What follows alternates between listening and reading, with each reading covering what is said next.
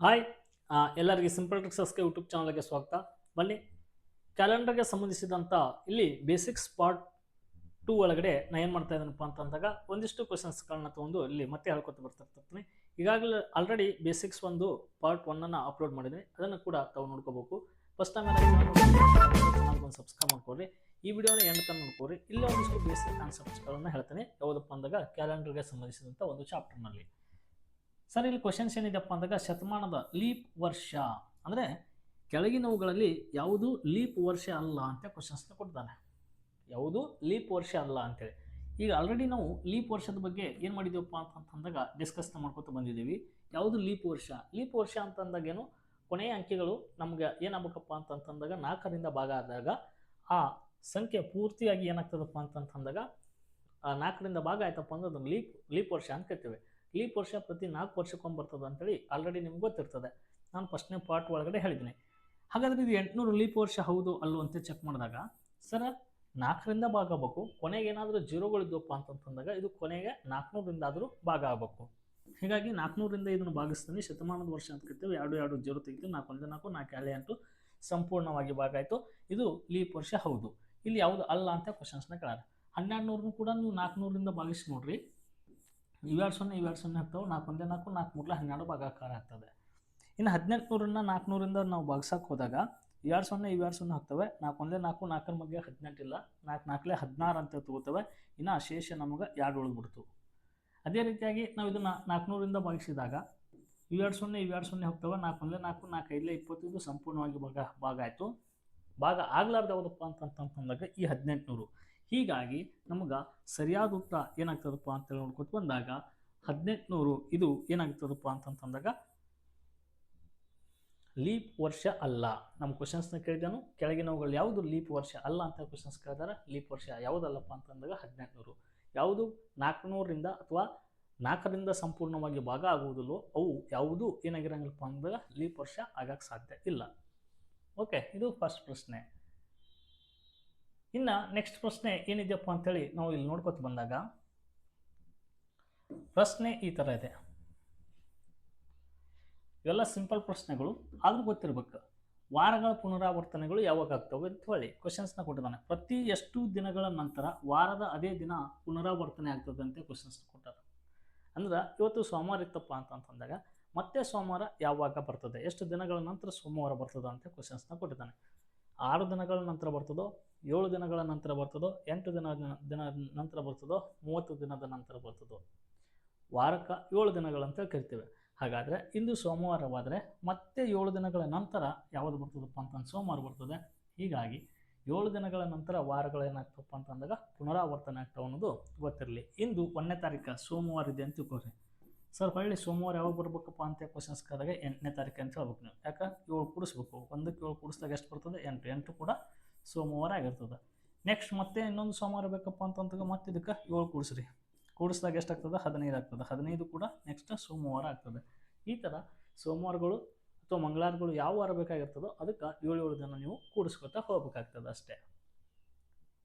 ಇನ್ನು ನೆಕ್ಸ್ಟ್ ಪ್ರಶ್ನೆ ಏನಿದೆಯಪ್ಪ ಅಂತೇಳಿ ನೋಡ್ಕೊತ ಬಂದಾಗ ಪ್ರಶ್ನೆ ಈ ಥರ ಇದೆ. ಲೀಪ್ ವರ್ಷದ ಕ್ಯಾಲೆಂಡರ್ ಪ್ರತಿ ಎಷ್ಟು ವರ್ಷಗಳಿಗೊಮ್ಮೆ ಮರುಕಳಿಸುತ್ತದೆ ಅಂತ ಕ್ವಶನ್ಸ್ನ ಕೊಟ್ಟಾರ. ಅಂದರೆ ಒಂದು ಲೀಪ್ ವರ್ಷದ ಕ್ಯಾಲೆಂಡರ್ ಇತ್ತಪ್ಪ ಅಂದಾಗ ಎಷ್ಟು ವರ್ಷಗಳಿಗೊಮ್ಮೆ ಮರುಕಳಿಸ್ತದೆ. ಇದನ್ನು ಆಲ್ರೆಡಿ ನಾನು ಪಾರ್ಟ್ 1 ಒಳಗಡೆ ಹೇಳ್ತೀನಿ. ಲೀಪ್ ವರ್ಷದ ನಮ್ಗೆ ಒಂದು ಕ್ಯಾಲೆಂಡರ್ ಹೊಳ್ಳಿ ಅದೇ ವರ್ಷದ ಕ್ಯಾಲೆಂಡರ್ಗಳು ಮತ್ತೆ ನಮಗೆ ಸಿಗಬೇಕಾಗಿತ್ತಪ್ಪ ಅಂತಂದಾಗ ನಾವು ಏನೇನು ಕೂಡಿಸ್ಕೋಬೇಕು? ಶೇಷ 1 ಬಂದಾಗ ಏನು ಕೂಡಿಸ್ಕೋಬೇಕು, ಶೇಷ 2 ಮತ್ತು 3 ಬಂದಾಗ ಏನು ಕೂಡಿಸ್ಕೋಬೇಕು, ಶೇಷ 0 ಬಂದಾಗ ಏನು. ಅಂದ್ರೆ ನೋಡ್ರಿ, ಪ್ರತಿ ಲೀಪ್ ವರ್ಷದ ಕ್ಯಾಲೆಂಡರ್, ಈಗ ಉದಾಹರಣೆಗೆ 2024 ಹಿಂದೆ ಲೀಪ್ ವರ್ಷ ಇತ್ತು. ಇದನ್ನು 4ರಿಂದ ಭಾಗಿಸಿದಾಗ 4 1 4 4 6 ಎಷ್ಟಪ್ಪ ಅಂದ್ರೆ 24 ಸಂಪೂರ್ಣವಾಗಿ ಭಾಗಾಕಾರ ಆಗ್ತದೆ. 0 ಶೇಷ ಏನು ಬಂತು? ಈಗ 0 ಬಂತು. ಶೇಷ 0 ಬತ್ತಪ್ಪ ಅಂತಂದಾಗ ಈ 2024ಕ್ಕೆ ನಾ ಎಷ್ಟು ವರ್ಷ ಕೂಡಿಸ್ರಿ ಅಂತ ಹೇಳ್ತಿದ್ದೆ? 28 ವರ್ಷ ಕೂಡಿಸ್ರಿ ಅಂತ ಹೇಳ್ತಿದ್ದೆ. ಹಾಗಾದರೆ 8 4 12 2 2 4 1 5 0 2 2056 ಕ್ಯಾಲೆಂಡರ್ 2024 ಕ್ಯಾಲೆಂಡರ್ಗೆ ಸಮನಾಗಿರ್ತದೆ ಅಂತ ಹೇಳಿದೆ. ಯಾಕೆ ಹೇಳಿದೆ? ಅದೇ 2024 ಲೀಪ್ ವರ್ಷ. ಹಾಗಾದರೆ ಲೀಪ್ ವರ್ಷ ಇದ್ದಾಗ ನಾನು ಎಷ್ಟು ವರ್ಷ ಕೂಡಿಸಿದೆ? ಅಲ್ಲಿ 28 ವರ್ಷ ಕೂಡಿಸಿದೆ. ಹಾಗಾಗಿ ನೀವು ಕೂಡ 28 ಲೀಪ್ ವರ್ಷ ಬಂದಾಗ ಕ್ಯಾಲೆಂಡರ್ಗಳಿಗೆ ಎಷ್ಟು ವರ್ಷಗಳನ್ನು ಕೂಡಿಸಲಾಗ್ತದೆ ಅಂತ ಕ್ವಶನ್ಸ್ನ ಕೇಳ್ತಿರ್ತಾನೆ ನೇರವಾಗಿ.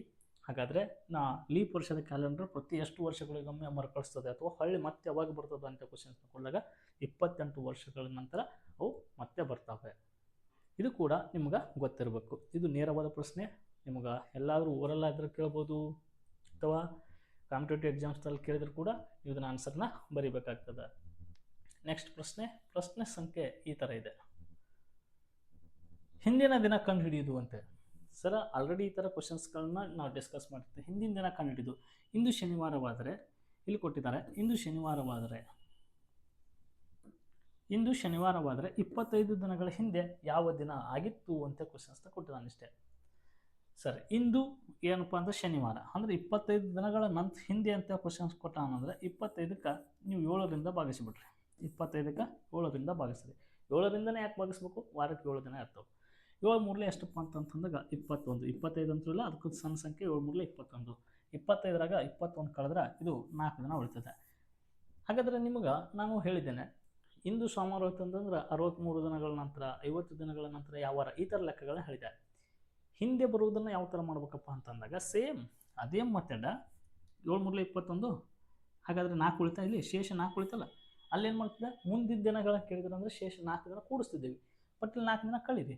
ಇವತ್ತು ಯಾವ ಇರ್ತದೆ? ಶನಿವಾರ ಇರ್ತದೆ. ಶನಿವಾರಕ್ಕೆ 4 ದಿನ ಹಿಂದಕ್ಕೆ ಬರ್ಬೇಕು. ಈಗ ಶುಕ್ರವಾರ, ಗುರುವಾರ, ಬುಧವಾರ, ಮಂಗಳವಾರ. ಆನ್ಸರ್ ನನಗೆ ಸಿಕ್ತು ಯಾವಾರಪ್ಪ ಅಂತಂದಾಗ ಮಂಗಳವಾರ. ಹೀಗಾಗಿ ಆಪ್ಷನ್ಸ್ ಎ ಏನಾಗ್ತದಪ್ಪ ಅಂದಿದ್ದಕ್ಕೆ ಸರಿ ಉತ್ತರ ಆಗ್ತದೆ. ಇಂದು ಯಾವ ವಾರ ಆಗಿರ್ತದಪ್ಪ?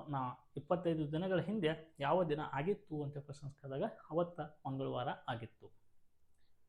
ಅದೇ 25 ದಿನಗಳ ನಂತರ ಯಾವ ವಾರ ಬರುತ್ತದೆ ಅಂತ ಕ್ವಶನ್ಸ್ನ ಕೇಳಿದಪ್ಪ ಅಂದ್ರೆ 25 ದಿನಗಳ ಹಿಂದೆ ತೆಗೆದು ನಂತರ ಅಂತ ಕ್ವಶನ್ಸ್ ಕೊಟ್ಟಿದ್ದ ಅಂತಿಕೋ. ಇಲ್ಲಿ ನಂತರ ಅಂತ ಕೊಟ್ಟಿದ್ದ ಅಂತಿಕೋ. ಇಂದು ಶನಿವಾರವಾದರೆ 25 ದಿನಗಳ ನಂತರ ಸೇಮ್ ಮಾಡೋದು. ಇಲ್ಲೇ ಶೇಷ ಉಳಿತದೆ 4 ಉಳಿತದೆ. ಶನಿವಾರಕ್ಕೆ 4 ದಿನ ಮುಂದಕ್ಕೆ ಹೋಗ್ಬೋದು. ಶನಿವಾರ ಆದಮೇಲೆ ರವಿವಾರ, ಸೋಮವಾರ, ಮಂಗಳವಾರ, ಬುಧವಾರ. ಆನ್ಸರ್ ಏನು ಬರ್ತಿತ್ತು? ಬುಧವಾರ ಬರ್ತಿತ್ತು. ಇಷ್ಟೇ. ಇನ್ನು ನೆಕ್ಸ್ಟ್ ಪ್ರಶ್ನೆ. ನಂತರ ಅಂದಾಗ ಮುಂದಕ್ಕೆ ಹೋಗ್ಬೇಕು. ಹಿಂದೆ ಅಂತ ಬಂದಾಗ ಆ ವಾರದನ್ನು ಹಿಂದಿನ ದಿನಗಳನ್ನು ನೀವು ಬರಬೇಕಷ್ಟೇ. ಅಗೇನ್ ನೆಕ್ಸ್ಟ್ ಇಲ್ಲೊಂದು ಮುಂದಿನ ವರ್ಷ ಅದೇ ದಿನಾಂಕ ಬರುವುದು ಯಾವಾಗ ಅಂತ ಕ್ವಶನ್ಸ್ನ ಕೊಟ್ಟಿರ್ತಿರ್ತಾನೆ. ಹೆಂಗಂದ್ರೆ 2000 ಇಲ್ಲಿ ಡೇಟ್ ಕೊಟ್ಟಿದ್ದಾನೆ. 2023 ಜನವರಿ 1 ಭಾನುವಾರ. 2023 ಜನವರಿ 1 ಯಾವ ವಾರ ಕೊಟ್ಟಿದ್ದಾರೆ? ಭಾನುವಾರ ಕೊಟ್ಟಾಗ. 2024 ಜನವರಿ 1 ಯಾವ ದಿನ ಅಂತ ಕ್ವಶನ್ಸ್ನ ಕೊಟ್ಟಾರೆ. ಕ್ವಶನ್ಸ್ಗೆ ಅರ್ಥ ಮಾಡ್ಕೊಡ್ರಿ. ಇದು ವರ್ಷದಿಂದ ವರ್ಷಕ್ಕೆ ನೋಡ್ರಿ. 2023 ಇದ್ದಿದ್ದು ಹೋಗಿ 2024 ಅಂದರೆ 1 ವರ್ಷ ಅಂತೂ ಗ್ಯಾಪ್ ಆಯ್ತು. ಡೇಟು ಕೂಡ ಜನವರಿ 1ನೇ ತಾರೀಕಿನ ಕೊಟ್ಟಾರೆ, ಅಂದರೆ 1 ವರ್ಷ ಆಯ್ತು. ಹಾಗಾದರೆ 1 ವರ್ಷ ಇದ್ದಾಗ ನೀವು ಏನು ಮಾಡೋಕ್ಕಪ್ಪ ಅಂದ್ರೆ ನಾರ್ಮಲಾಗಿ 1 ದಿನ ಮುಂದಕ್ಕೆ ಹೋಗ್ಬೇಕು ಅಂತ ಹೇಳಿದ್ದೀನಿ. ಇದು 2023 ಎಂಥ ವರ್ಷ ನೋಡ್ರಿ? 2023 ಇದೊಂದು ಸಾಮಾನ್ಯ ವರ್ಷ. ಹಾಗಾದರೆ ಇಲ್ಲಿ ಅಧಿಕ ವರ್ಷ ಅಂತೂ 28 ಫೆಬ್ರವರಿ ಒಳಗಡೆ 28 ದಿನನೇ ಇರ್ತವೆ. ಹೀಗಾಗಿ ನಾರ್ಮಲಾಗಿ ನೀವು 1 ದಿನ ಮುಂದಕ್ಕೆ ಹೋದ್ರೆ ಭಾನುವಾರ ಬಿಟ್ಟರೆ ಆನ್ಸರ್ ಏನಾಗ್ತದಪ್ಪ ಅಂತಂದಾಗ ಸೋಮವಾರ ಆಗ್ತದೆ. ಒಂದಿಷ್ಟು ಜನ ವಿಚಾರ ಮಾಡ್ತಾರೆ, ಸರ್ ಇಲ್ಲಿ 2024 ಅಧಿಕ ವರ್ಷ ಅದಲ್ಲ. 2024 ಅಧಿಕ ವರ್ಷ ಒಪ್ಕೋಬೇಕು. ಬಟ್ ನಮ್ಗೆ ಕೇಳಿದ್ದು ಫೆಬ್ರವರಿ ದಾಟಿ ಕೇಳಿದ್ನಪ್ಪ ಅಂತಂದಾಗ 2 ದಿನ ನಾವು ಮುಂದಕ್ಕೆ ಹೋಗ್ಬೇಕು. ಇಲ್ಲಿ ನಾವು ಇನ್ನೂ ಫೆಬ್ರವರಿಗೆ ಬಂದೇ ಇಲ್ಲ. 2024 ಅದೇ ಜಸ್ಟ್ ಎಂಟ್ರಿ ಆದೆವು ಜನವರಿ ಒಳಗಡೆ. ಜನವರಿ 1ನೇ ತಾರೀಕಿಗೆ ಎಂಟ್ರಿ ಆಗಿದ್ದೇವೆ. ಹೀಗಾಗಿ ನಾರ್ಮಲ್ ಆಗಿ ನಾವು ಒಂದೇ ದಿನ ಏನು ಮಾಡೋಕ್ಕಪ್ಪ ಅಂದ್ರೆ ಮುಂದಕ್ಕೆ ಹೋಗ್ಬೇಕಾಗ್ತದೆ. ಆನ್ಸರ್ ಏನಾಗ್ತದಪ್ಪ ಅಂದಾಗ ಸೋಮವಾರ ಆಗ್ತದೆ. ಓಕೆ, ಈ ಥರ ಪ್ರಶ್ನೆಗಳು ನಿಮ್ಗೆ ಗೊತ್ತಿರಬೇಕು. ಸರ್ ಒಂದು ವೇಳೆ ಇದೇ ಕ್ವಶನ್ಸ್ 2023 ಇಲ್ಲೇ ನಾನು ಚೇಂಜ್ ಮಾಡಿಬಿಡ್ತೀನಿ. 2024 ಜನವರಿ 1 ಏನಪ್ಪ ಅಂದ್ರೆ ಸೋಮವಾರ ಇದೆ ಅಂತ ತಿಳ್ಕೊಳ್ರಿ. ಡೇಟ್ ನೋಡ್ರಿ, ಡೇಟ್ ಚೇಂಜ್ ಮಾಡಿದ್ದೀನಿ. 2024 ಜನವರಿ 1 ಸೋಮವಾರವಾದರೆ 2025 2024 ಆದಮೇಲೆ 25 2025 ಜನವರಿ 1 ಯಾವ ವಾರ ಅಂತ ಕ್ವಶನ್ಸ್ನ ಕೊಡ್ತಾನೆ. ಇವಾಗ ಆನ್ಸರ್ ಏನಾಗ್ತೈತೆ ನೋಡ್ರಿ. ಇಲ್ಲಿ ಏನು ಮಾಡಿದೆ? ಒಂದೇ ದಿನ ಮುಂದಕ್ಕೆ ಹೋದೆ. ಇಲ್ಲಿ ಒಂದೇ ದಿನ ಮುಂದಕ್ಕೆ ಹೋಗೋಣ ನೋಡ್ರಿ. ಈಗ 2024 ಸೋಮವಾರ ಐತೆ. ಆನ್ಸರ್ ಏನು ಬರ್ಬೇಕು? ಈಗ ಮಂಗಳವಾರ ಬರ್ತದೆ. ಮಂಗಳವಾರ ತಪ್ಪು ಆನ್ಸರ್ ಆಗ್ತದೆ. ಯಾಕೆ ತಪ್ಪು ಆನ್ಸರ್ ಆಗ್ತದೆ? 2024 ನೋಡ್ರಿ, ಇದು ಅಧಿಕ ವರ್ಷ. 2024 ಅಧಿಕ ವರ್ಷ. ಜನವರಿ ಆದಮೇಲೆ ನಾವಿನ್ನ ಫೆಬ್ರವರಿ ದಾಟಬೇಕು. ಫೆಬ್ರವರಿ ಒಳಗಡೆ ಇಲ್ಲಿ 1 ದಿನ ಎಕ್ಸ್ಟ್ರಾ ಬರ್ತದೆ. ಹೌದಾ?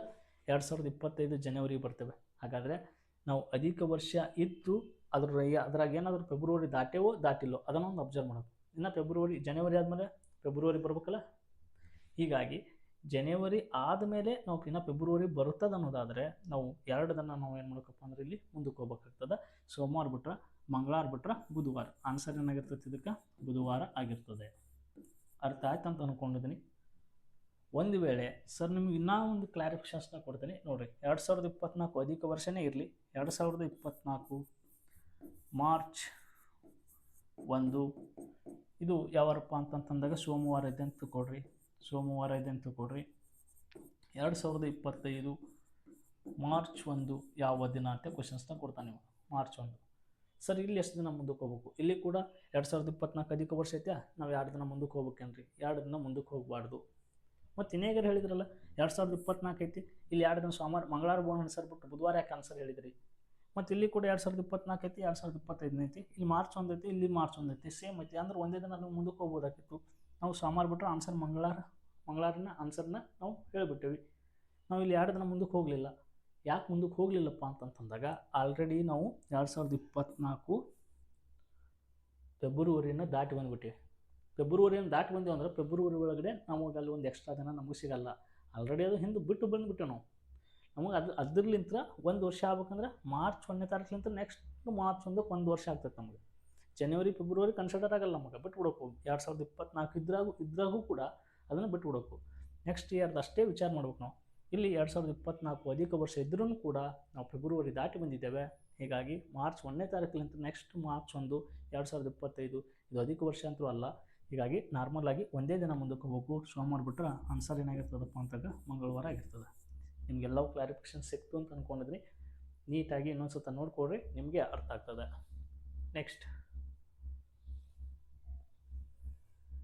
ಪ್ರಶ್ನೆ ಏನಿದೆಯಪ್ಪ ಅಂತ ನೋಡ್ಬೇಕು ಬಂದಾಗ, ಇಲ್ಲಿ ಯಾರಾದರೂ ಅಪ್ಪಿತಪ್ಪಿ ಈ ಡೇಟ್ನವ್ರು ಇದ್ರಪ್ಪ ಅಂದ್ರೆ, ಅಥವಾ ನಿಮ್ಮ ತಂದೆ ತಾಯಿಗಳಾಗಲಿ ಅಥವಾ ನಿಮ್ಮ ಅಜ್ಜ ಯಾರು ಈ ಡೇಟಿಗೆ ಹುಟ್ಟಿದ್ರಪ್ಪ ಅಂತಂದಾಗ ನೋಡ್ಕೊಡ್ರಿ ಅವ್ರದ್ದು ಬರ್ತಡೇ ಯಾವಾಗ ಆಚರಣೆ ಮಾಡಿಸ್ಕೊಂಡಾರಂತೆ. ಇಲ್ಲಿ ನೋಡ್ರಿ, ಒಬ್ಬ ವ್ಯಕ್ತಿ ಫೆಬ್ರವರಿ 29, 1896 ಜನಿಸಿದರೆ ಅವನ ಮುಂದಿನ ಜನ್ಮದಿನ ಯಾವಾಗ? ನೆಕ್ಸ್ಟ್ ಹ್ಯಾಪಿ ಬರ್ತ್ಡೇ ಯಾವಾಗ ಅಂತ ಕ್ವಶನ್ಸ್. ನೋಡ್ರಿ, 1900ರಲ್ಲೂ, 1904ರಲ್ಲೂ, 1897ರಲ್ಲೂ, 1902. ಸರ್ 1896 ಹುಟ್ಟಾನನ್ನೋದಾದ್ರೆ ಮುಂದಕ್ಕಂತರೂ ಹೋಗ್ಬೇಕವ. ಹಾಗಾದರೆ ಇಲ್ಲಿ 1896 ಆದಮೇಲೆ ನೆಕ್ಸ್ಟ್ 97 ಅವ್ನ ಬರ್ತಡೇ ಆಗ್ತದನು ಅಂತೇಳಿ ನಾವು ವಿಚಾರ ಮಾಡಿದಾಗ ಡೇಟ ಫೆಬ್ರವರಿ 29 ಕೊಟ್ಟಾನ. 1896 ಇದು ಒಂದು ಅಧಿಕ ವರ್ಷ, ಹೌದಾ? ಹಾಗಾದರೆ ಏನು ಅಧಿಕ ವರ್ಷ ಮತ್ತೆ ಫೆಬ್ರವರಿ 29 ಬರ್ಬೇಕಂದ್ರೆ 4 ವರ್ಷ ನಾರ್ಮಲಾಗಿ ಕಾಯ್ಬೇಕು. ಹಾಗಾದರೆ ಇಲ್ಲಿ ಬರೀ ಒಂದೇ ವರ್ಷ ಐತಿ. ಆಟೋಮೆಟಿಕ್ ಇದು ಆನ್ಸರ್ ತಪ್ಪಾಗ್ಬಿಡ್ಬೇಕು. ನಾವು ಲೆಕ್ಕ ಮಾಡ್ಲಾರೇ ಕಾಮನ್ ಸೆನ್ಸ್. ಅಧಿಕ ವರ್ಷ ಫೆಬ್ರವರಿ 29, ನೆಕ್ಸ್ಟ್ ಅಧಿಕ ವರ್ಷದಾಗ ಮತ್ತು ಫೆಬ್ರವರಿ 4 ವರ್ಷಕ್ಕೂ ಬರ್ತದೆ ಅಧಿಕ ವರ್ಷ. 96 ಆದಮೇಲೆ ಇಲ್ಲಿ 1897 ಐತಿ. ಇದು ಅಂತೂ ಒಂದೇ ವರ್ಷಕ್ಕೆ ಐತಿ, ಇದು ಆನ್ಸರ್ ಆಗಲ್ಲ, ಹೌದಾ? ಇನ್ನು ನೆಕ್ಸ್ಟ್ ಈಗ ಆನ್ಸರ್ ನಮ್ಮ ತಲೆಗೆ ಯಾವ್ದು ಬರ್ತೈತಿ? 1896ಕ್ಕೆ 4 ವರ್ಷ ಕೂಡಿಸಿದಾಗ 1900 ಬರ್ತದೆ ಅಂತೇಳಿ ಇದಕ್ಕೆ ಏನಾದರೂ ನೀವು ಆನ್ಸರ್ ಹಾಕಿದ್ರೆ ಇದು ಆನ್ಸರ್ ತಪ್ಪಾಗ್ತದೆ. ಸರ್ ಮತ್ತು ಅಧಿಕ ವರ್ಷ 4 ವರ್ಷಕ್ಕೊಮ್ಮೆ ಬರ್ತದಲ್ಲ? 4 ವರ್ಷಕ್ಕೊಮ್ಮೆ ಬರ್ತದೆ, ಬಟ್ ಅದು 1900 ಅಧಿಕ ವರ್ಷ ಅಲ್ಲ. 1900 ಯಾವುದು ಅಧಿಕ ವರ್ಷ ಅಲ್ಲ. ಯಾಕಲ್ಲಪ್ಪ ಅಂತಂದಾಗ ಇಲ್ಲಿ ನೋಡ್ರಿ, 1900ನ ಇದು ಶತಮಾನದ ವರ್ಷ ಇರೋದು ನಾವು 400ರಿಂದ ಭಾಗಿಸ್ಬೇಕು. 20 ಹೋಯ್ತು, 4 4 4 4 4 16, ಇದು ಇನ್ನು 3 ಉಳಿತದೆ. ಹೀಗಾಗಿ 1900 ಅನ್ನೋದು ಇದೊಂದು ಲೀಪ್ ವರ್ಷ ಅಲ್ಲ, ಅಧಿಕ ವರ್ಷ ಅಲ್ಲ. ಹೀಗಾಗಿ ನಾವು ಇಲ್ಲಿ ಫೆಬ್ರವರಿ 29 ಬರಲೇ ಇಲ್ಲ. ಮತ್ತು ಈ 1900ಕ್ಕೆ ಬಂದು ನಿಂತೇವೆ ಈಗ 4 ವರ್ಷ, ಮತ್ತು 4 ವರ್ಷ ಕೂಡಿಸ್ರಿ 1904 ಬಂತು. ಆ 1904 ಇದು ಅಧಿಕ ವರ್ಷ ಹೌದಲ್ಲ ಅಂತ ಚೆಕ್ ಮಾಡಿರಿ, ಅಲ್ಲಿ ಫೆಬ್ರವರಿ 29 ಬರ್ಬೇಕಲ್ಲ. ಡಿವೈಡೆಡ್ ಬೈ 4 ಮಾಡ್ತೀನಿ, 4 1 4 4 1 4 ಸಂಪೂರ್ಣವಾಗಿ ಭಾಗಾಕಾರ ಆಗ್ತದೆ. 1904 4ರಿಂದ ಭಾಗಾಕಾರ ಆಯ್ತಪ್ಪ ಅಂದಾಗ ಅಧಿಕ ವರ್ಷ ಯಾವುದು ನಾವು ಕನ್ಸಿಡರ್ ಮಾಡ್ಬೇಕಪ್ಪ ಅಂತ ನೋಡಿದಾಗ ಈಗ 1904. ಹೀಗಾಗಿ ಸರಿಯಾದ ಉತ್ತರ ಏನಪ್ಪ ಅಂತಂದಾಗ ನೆಕ್ಸ್ಟ್ ಅವ್ನು ಬರ್ತಡೇ ಎಷ್ಟು ವರ್ಷ ಕಾಯಲೇಬೇಕು ಅಂದ್ರೆ ಇಲ್ಲಿ 4 ವರ್ಷಕ್ಕಾದ, ಇಲ್ಲಿ 4 ವರ್ಷಕ್ಕಾದ, 8 ವರ್ಷಕ್ಕಂತ ಹೊಳೆ ಬರ್ತಡೇ, ಹೌದಾ? ಇದು ವಿಚಿತ್ರ ಆದರೂ ಕೂಡ ಸತ್ಯ. ಇದನ್ನು ಬೇಕಾದ್ರೆ ನೀವು ಟ್ರೈ ಮಾಡಿರಿ. ಫೆಬ್ರವರಿ 29, 1896 ಜನಿಸಿದರೆ ಅವನ ಮುಂದಿನ ಜನ್ಮದಿನ ಅಂದರೆ ಬರ್ತಡೇ ಯಾವಾಗಪ್ಪ ಅಂದಾಗ ಫೆಬ್ರವರಿ 29, 1904 ಆತನ ಹುಟ್ಟುಹಬ್ಬ ಆಗ್ತದೆ. ಇದು ಕ್ವಶನ್ಸ್. ನೆಕ್ಸ್ಟ್ ಸರ್, 200 ವರ್ಷಗಳಲ್ಲಿ ಲೀಪ್ ವರ್ಷಗಳು, 200 ವರ್ಷಗಳ ಕಾಲಾವಧಿಯಲ್ಲಿ ಎಷ್ಟು ಲೀಪ್ ವರ್ಷಗಳು ಇರ್ತವೆ ಅಂತ ಕ್ವಶನ್ಸ್ನ ಕೊಟ್ಟಾನ. 200 ವರ್ಷಗಳಲ್ಲಿ ಎಷ್ಟು ಲೀಪ್ ವರ್ಷಗಳು ಇರ್ತಾವೆ ಅಂತೇಳಿ. ಸರ್ ಆಲ್ರೆಡಿ ನಾನು ಹೇಳಿದ್ದೀನಿ 100 ವರ್ಷಗಳಲ್ಲಿ ಎಷ್ಟು ಇರ್ತಾವಪ್ಪ ಅಂತ ಹೇಳಿದ್ದೀನಿ, 24 ಇರ್ತಾವೆ ಅಂತ ಹೇಳಿದ್ದೀನಿ. ಇಲ್ಲಿ ಕೇಳಿದ್ದು ಎಷ್ಟು ವರ್ಷ? 200 ವರ್ಷ. 200 ವರ್ಷಗಳಲ್ಲಿ ಎಷ್ಟಿರ್ತವೆ 24 48 ಲೀಪ್ ಇಯರ್ ವರ್ಷಗಳು ಇರ್ತವೆ. ಇದನ್ನು ಡೈರೆಕ್ಟಾಗಿ ನೇರವಾಗಿ ಇವೆಲ್ಲ ಡೈಲಿ ನೋಡಿದವ್ರಿಗೂ ಗೊತ್ತಿರ್ತದೆ. 100 ಇದ್ದಾಗ 24 ನೆನಪಿಟ್ಕೊಂಡ್ಬಿಡ್ರಿ ಅಂತ ಹೇಳೀನಿ. 200 ಇದ್ದಾಗ 48 24 ವರ್ಷಗಳನ್ನು ಕೂಡಿಸ್ಕೊತ ಹೋಗ್ಬೇಕು ಅಷ್ಟೇ. ಓಕೆ, ಇದು ನೇರವಾದ ಪ್ರಶ್ನೆ. ಇನ್ನು ನೆಕ್ಸ್ಟ್ ಪ್ರಶ್ನೆ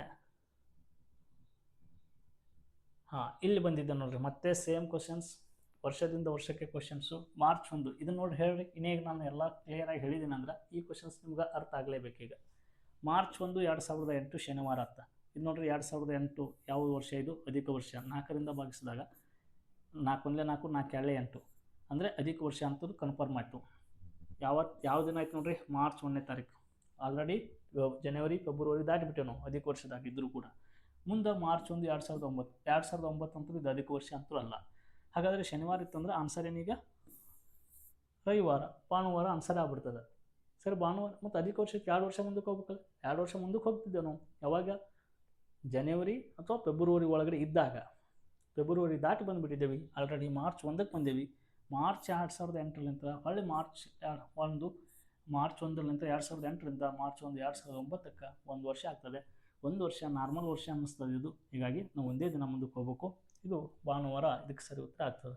ಹಿಂದಿನ ಪ್ರಶ್ನೆ ಒಳಗಡೆ ಡೀಟೇಲಾಗಿ ಹೇಳಿದ್ದೀನಿ, ನೀವೆಲ್ಲವೂ ನೋಡ್ಕೋಬೋದು. ಇನ್ನು ಪ್ರಶ್ನೆ ಇದು ಈ ಥರ ಇದೆ. ಇದು ನೇರವಾದ ಪ್ರಶ್ನೆ.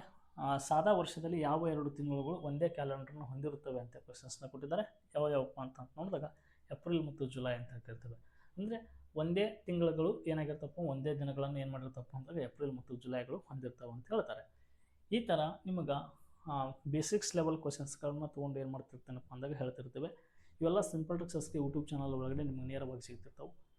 ನೀವಲ್ಲಿ ಕ್ಲಾಸಸ್ಗಳನ್ನ ಬಂದು ಚಾನಲ್ನ ಸಬ್ಸ್ಕ್ರೈಬ್ ಮಾಡ್ಕೊಂಡು ಕ್ಲಾಸಸ್ನ ನೋಡಿದ್ರಪ್ಪ ಅಂತಂದಾಗ ಬೇಸಿಕ್ಸ್ ಲೆವೆಲ್ ಕ್ವಶನ್ಸ್ನಂತ ಹಿಡಿದು ನೆಕ್ಸ್ಟ್ ನಿಮ್ಗೆ ಎಲ್ಲ ಅಫಿಷಿಯಲ್ ಕ್ವಶನ್ ಪೇಪರ್ಗಳನ್ನ ತೊಗೊಂಡು ಡಿಸ್ಕಸ್ನ ಮಾಡ್ತಿರ್ತೀವಿ. ಧನ್ಯವಾದಗಳು ರೀ. ಚಾನಲ್ನ ಸಬ್ಸ್ಕ್ರೈಬ್ ಮಾಡ್ಕೊಳ್ರಿ.